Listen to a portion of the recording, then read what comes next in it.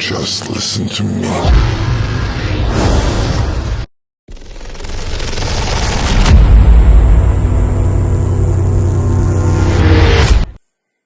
Hello বন্ধুরা, রহস্যময় কালো ছায়ায় তোমাদের সবাইকে স্বাগত।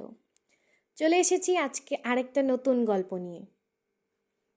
তো কানে হেডফোন লাগিয়ে চলো আমার সাথে রহস্যময় দুনিয়া রোমাঞ্চকর গল্প শুনতে। গল্প পাঠে আমি পায়েল, ক্যামেরায় সঙ্গে রয়েছে ডিজে। শুরু করছি আজকের গল্প। জানতাম না, পরে জানলাম। সামনে ডাক বাংলোর ম্যানেজার অনিরুদ্ধ আমাকে বললেন, যখন এসেছেন কদিন এখানে থেকে যান, দেখবেন জায়গাটা আপনার বেশ ভালো লাগবে। অনিরুদ্ধ ঠিকই বলছেন, এখানকার সব কিছুই ভালো লাগার মতোই, বিশেষ করে এই ডাক বাংলো। সন্ধে হলেই সামনের পাহাড়টা কিরকম আশ্চর্য লাগতো। মনে হতো কোনো দুর্গম রহস্যের হাতছানি দিয়ে কে যেন ডাকে। সামনে অবারিত মাঠ, ওপরে নীল আকাশ, মুক্ত বিহঙ্গীর দল আপন মনে খেলা করে। ইজি চেয়ারের ওপর বসে আজকে সংবাদপত্রটা উল্টাচ্ছিলাম। এমন সময় পাশের ঘরের বিনয়বাবু এলেন এবং বিনা ভূমিকায় বললেন, শুনলাম আপনি নাকি বিহার থেকে এসেছেন। হ্যাঁ, ঠিকই শুনেছেন। তা বিহারে কোথায় ছিলেন? ডাকুয়া কোঠা। আশ্চর্য মশাই, আমিও তো ওখানে কয়েক বছর ছিলাম, মানে রেল জীবনের কাজের তাগিদে। তা জায়গাটা খুব ভালো, তবে বাঙালির সংখ্যা খুবই কম। তা হবে হয়তো, তবে আমি বেড়াতে যাইনি। সাত করে কি কেউ সেই গ্রামে বেড়াতে যায় নাকি? আমি গিয়েছিলাম ওখানকার আদিবাসীদের জীবনযাত্রার খবরাখবর নিতে। সরকারি কাজ করি কি না। তা এখানেও কাজে এসেছেন নাকি? না, এখানে এসেছি কদিন বিশ্রাম নেব বলে। হাসলেন বিনয়বাবু। তারপর সিগারেটের প্যাকেট থেকে একটা সিগারেট বার করে আমাকে দিলেন, নিজেও ধরালেন। সন্ধে প্রায় হয়ে এসেছে। সামনের পাহাড়টার উপরে ওখান থেকে দেখতে পাওয়া যাচ্ছে একদল লোক হৈ হৈ করতে করতে যাচ্ছে। ওদের প্রত্যেকের হাতে মশাল, হয়তো কোনো আসন্ন উৎসবের জন্য তৈরি হচ্ছে। পরে জানলাম ভাদু উৎসব।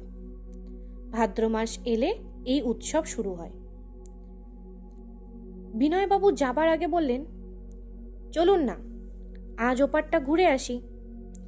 এখানে এসে তো আপনি দিন রাত খালি বইই পড়ছেন আর কি সব লিখছেন। এক দণ্ডের জন্য বেরাতেও তো দেখি না আপনাকে। বলেছি তো, এখানে এসেছি বিশ্রামের জন্যে। রাত তখন প্রায় 10টা হবে। রাতের খাবার খেয়ে নিয়ে নিজের ঘরে যাব, সেই সময় আবার বিনয়বাবুর সঙ্গে দেখা। তিনি বললেন, আপনি তো বেশ সত্যিকারের সুখী লোক। রাতের খাবার এরই মধ্যে খেয়ে নিলেন?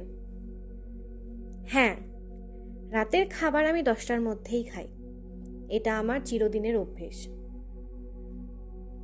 আমার নিজের ঘরে এসে কাগজপত্র নিয়ে কিছু লিখবার চেষ্টা করছিলাম, কিন্তু হলো না।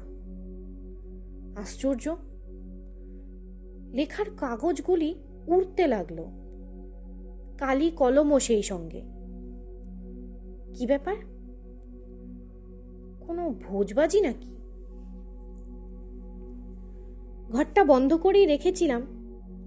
হঠাৎ বিনয়বাবু এসে কোথা থেকে হাজির হলেন। আমি অবাক হয়ে গেলাম। বললাম, আপনি? এক গাল হেসে বিনয়বাবু বললেন, আমার না এলে কি চলে? আমি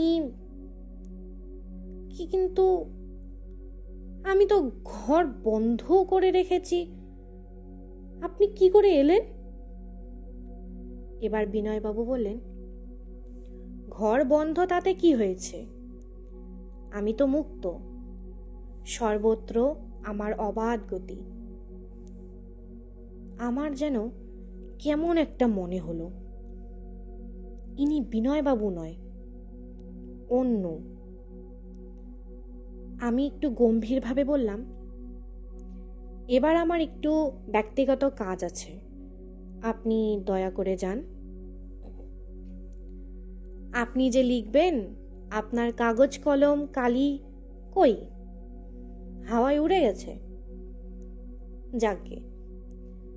এই বলে চোখের সামনে কাগজ কলম কালি দিয়ে বললেন, এই নিন। আমার তখন সত্যিই ভয় ভয় করছিল। বিনয়বাবু বললেন, চলি, আর দেখা হবে না। আমি বিনয়বাবুকে ধরতে গেলাম। আশ্চর্য, কোথায় বিনয়বাবু? তার পরিবর্তে তার পরনের জামা কাপড় পরে আছে মাটির ওপর। তারপর কি হলো আমার আর মনে নেই, জানতাম না, পরে জানলাম। বিনয়বাবু নামক এক ভদ্রলোক এই ডাক বাংলোয় এসেছিলেন, কিন্তু যেদিন আসেন তার পরের দিনই মারা যান। ওই ঘরটা সেদিন থেকে বন্ধ ছিল। এর আগেও 2-1 ভদ্রলোক এসে বাস করতে পারেননি।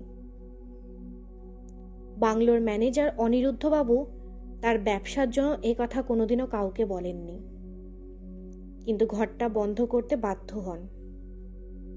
অনিরুদ্ধবাবু বললেন, বিনয়বাবু নিজেও একজন অধ্যাপক ছিলেন, তিনি কিন্তু কারোর ক্ষতি করেন না। কেন জানি না আপনাকে তার ভালো লেগেছিল, তাই তিনি আপনার সঙ্গে আলাপ করেছিলেন। এ কি, আপনি চললেন কোথায়? আমি বললাম, আর কোথায়, ফিরে চলো আপন ঘরে, এখানকার কাজ আমার ফুরিয়েছে। অনিরুদ্ধবাবু বললেন, আবার এদিকে এলে আসবেন এখানে। আসবো, এ কথা বলা ছাড়া আমার আর কোনো উপায় ছিল না।